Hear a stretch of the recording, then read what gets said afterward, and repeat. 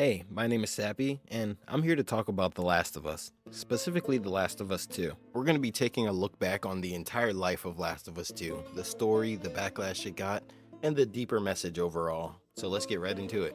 I've played this game many times, and recently The Last of Us 2 Remastered just dropped, so you know I had to get on that. And after playing through the game for probably the 10th time now, I think I can finally wrap up my thoughts. This game, rather this franchise, has had a very special place in my heart ever since 2013.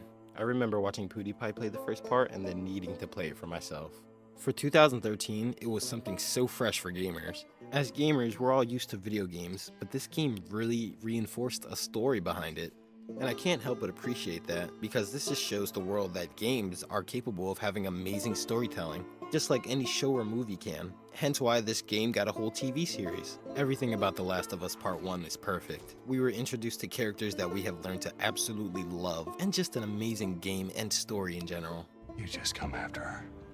And I think we all love it as gamers because it genuinely made us feel something, from the very beginning to the very end. So when The Last of Us Part 2 got announced, you better believe I was fucking ecstatic. Let's take a trip down memory lane, back to 2016, where we first got the game revealed to us. And right off the bat, there are so many questions. And speculations. Why is she by herself? Why does she have blood all over her? Who is dead around her? Why is Joel just so calmly walking in? What are you doing, kiddo? Why did he just calmly ask her that when she's covered in blood? Find who? That did what? I can't say this so much for myself, but the community was very smart. Everybody knew that Joel was dead right off the bat, and that's mainly because he wasn't bloody, he didn't have any stains on him or anything. He looked too good to be in that trailer. Naughty Dog knew that they fucked up with that one. So, to really feed into our delusion, they dropped this trailer. What the hell are you doing here? You think I'd let you do this on your own? Being the gullible person I am, this did it for me. I was like, oh, okay, Joel's alive, and he helps us on our journey. We then get an E3 trailer, and it's just everything is brand new to us. There's a new character in a new setting, somewhere completely unknown, but there's only one thing that we know here, which is the title, and that's The Last of Us 2. And then we fast forward to 2020. The game is finally out. Oh, I'm having so much... What? I'm gonna slow down a bit. So, the game starts with us in Jackson, and playing as Joel. He tells Tommy the story of what he did in the hospital, and then they ride back to the city. We then see that Ellie and Joel are in a community and that they have their own jobs, and everything is peachy. I'm starting this game with the idea that Joel lives, and I'm gonna see him somewhere later on in the story. But no. We meet some new characters, mainly Dina and Jesse, and then they go out on patrol for the day. And then we're switched to a completely new character, and we have no idea who this is, what they're there for, or what's going on at all. We're just thrown in as her. We then learn that whatever they got going on has something to do with Jackson, or somebody in Jackson. There's a snowstorm happening, so Dina and Ellie take shelter, and the character we met, Abby, is searching for a way to get into Jackson because her friends recommended that they turn back. Her being stubborn then makes her get overrun by infected, and you won't guess who she gets saved by. Joel! Our boy and Tommy is here to save the day. They have to run from some infected, and then Abby mentions how she has a safe place not too far from there where her friends are staying.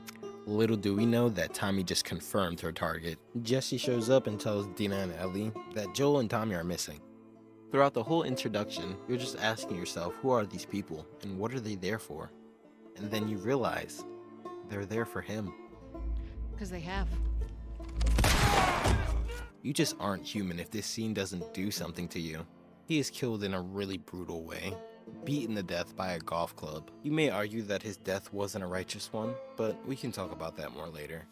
You don't get to rush this. You then switch to Ellie. She finds the mansion and then stumbles her way downstairs and then is traumatized forever. She's held down and has to watch him die. The scene is a real tearjerker and it had a lot of people upset. Even the actor for Joel, Troy Baker, didn't really want this to happen, but he accepted it. Just the fact that he's dead is crazy and we're only an hour into the game. So just like Ellie, we're hell-bent on revenge. Who the fuck? Why the fuck? Joel is dead. We gotta go kill this bitch. The developers got so much hate for this, but we can talk about that later in the video. One thing about Ellie and Joel is that they're ride or fucking die for each other. I don't know no girl. He's right here, right here. Pop your goddamn knee off. Got time for this.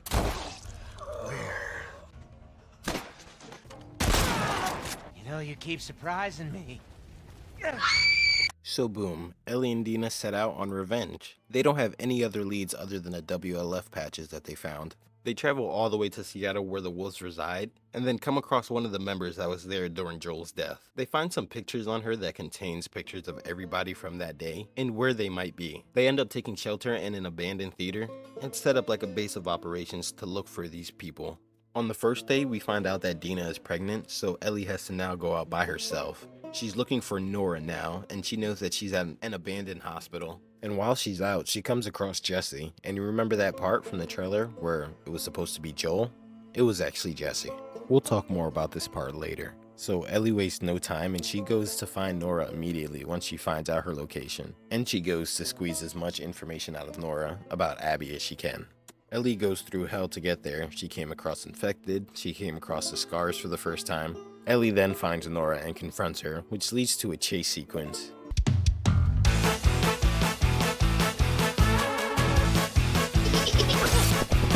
We end up catching up to her and then we see such a darker side of Ellie. Hi, Nora. Oh, God. We could tell it's obviously affecting her, but from Nora she finds out that Abby is staying at an aquarium.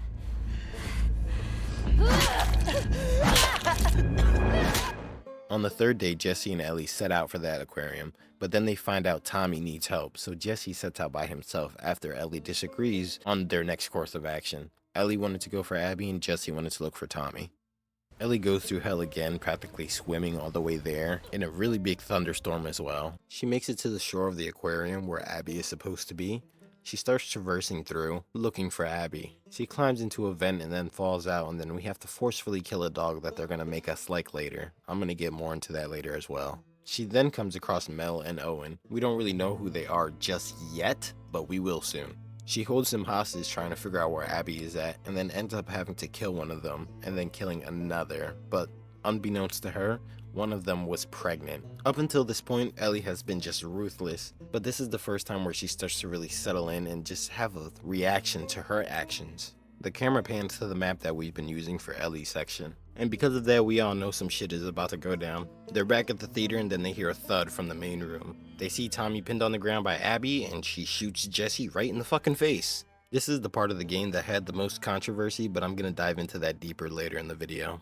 We're left on the craziest cliffhanger ever, and then we're forced to play as Abby. After I'm done summarizing her part, I'm gonna dive into why there was so much controversy around her segment. We start with a flashback that shows us who her dad is and what he does. We then switch to Abby just a little bit after they completed their mission in Jackson, showing us the life of Abby, what it's like for her on her side, and how she has a community of her own as well. They go out on a patrol, and on their patrol they get attacked by the Scars, the rival gang in the area. They traverse through the city back to their base, and when they get back to their base they found out that one of their members that they're really close to is missing right now. The missing person's name is Owen, which Abby has the hots for. Concerned about his safety, she sets out on her own to go find him. While doing that, she gets captured by Scars. She's then brought to a dark wooded area where she's hung up and then she's about to be sacrificed. Right in the nick of time, somebody named Yara appears, who seems to be a member of the Scars, and another one named Lev.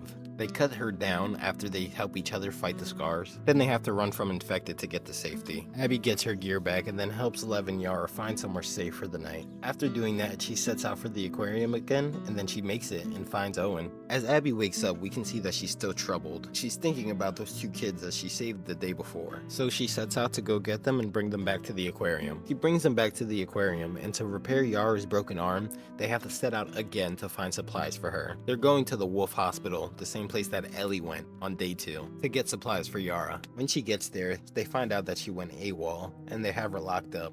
Nora then lets her out, and then she makes her way into the basement to find supplies for Yara. While she's down there, she comes across a giant mutated infected called the Rat King, and she kills it. They make it back to the aquarium, and then they deliver the supplies that they needed. The next day, Lev and Yara have an argument, which makes Lev set out to go find their mother, who's back on the island of the Scars. So they set out to go find Lev, but first they need a boat.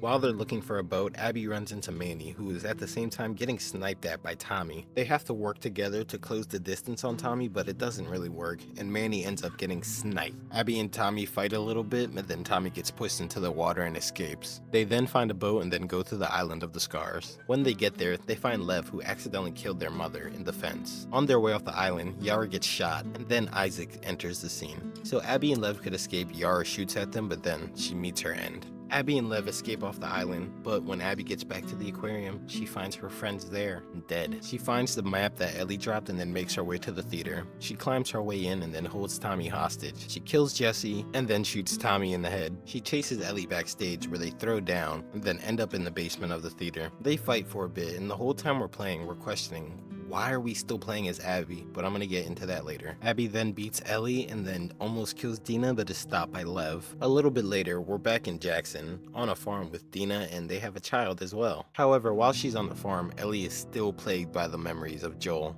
Tommy is fueling that fire by coming to the house and showing Ellie where Abby might be. Due to the pain that Ellie's going through, she sets out to go find Abby one final time. We see Abby and Lev a bit later looking for any trace of the Fireflies left. While they're doing that, they get ambushed by a cannibalistic group that's currently occupying Santa Barbara. That's the last we see of them for a bit, and then we switch back to Ellie. She finds the sailboat that they were camping in and then starts following their trail from there. As she's following them, she gets captured by that same group that they got captured by. She manages to break free and then get some information on where Abby is being held. She then goes to that same place, causes a bunch of chaos, and then finds Abby down by the shores because she tried to escape. She frees Abby, and then Abby then frees Lev, and then they start making their way to some boats nearby. As they're both putting their belongings in the boat, Ellie remembers Joel yet again. Then she turns around and remembers what she came there to do. Abby doesn't want to fight, but Ellie forces her to by threatening Lev's life. They then start fighting in the water, and unfortunately Ellie loses a couple fingers as a result.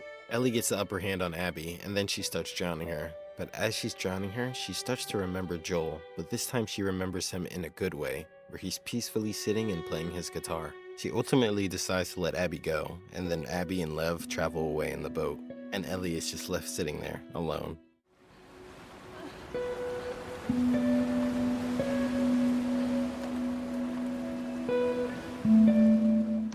Next thing you know, Ellie is back at the farm in Jackson, and then she walks back in and sees that it's empty. She walks upstairs and then finds a guitar, Joel's guitar, and she starts playing it, but unfortunately she can't even play it correctly because she's missing some fingers. And then there's a flashback that we've never seen before, the final interaction between Joel and Ellie right before he died. They were going to start to trying to make up, and Ellie was going to start trying to forgive him. I don't think I can ever forgive you for that. But I would like to try. I'd like that. I'll see you around. Yep.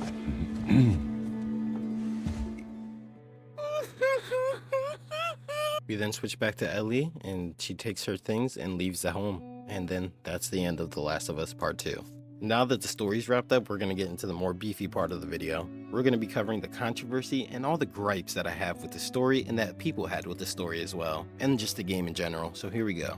And also the deeper message. We're going to start with the most controversial point, and that's the death of Joel. But really quickly, I want to talk about how they fibbed us and made us think that he was going to be in the game. Now, a lot of people were so mad at that, but personally, I really think that's good marketing.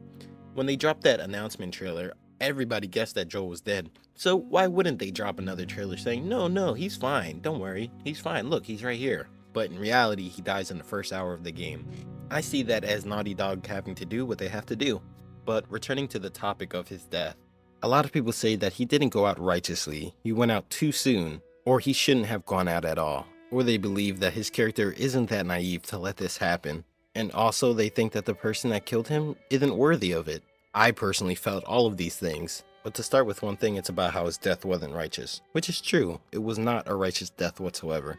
But the real question is that a death that he deserved? No matter how you look at it and no matter what he did for Ellie at the end of the day, Joel is not a good man. In the beginning of the first game, it's known that he's feared and respected in the community, and that he'll do what he has to survive. This quote from Tommy explains that well. Pay you for all those goddamn years I took care of us. Took care. That's what you call it?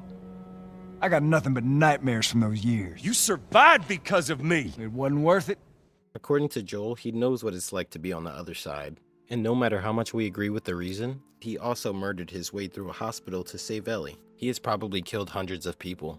I'm definitely not saying he deserved to get beat to death by a golf club, but when you live a life like that, you can't expect a happy ending. The sins of his past caught up to him in a terrible way, but you gotta admit, Naughty Dog has some balls for this.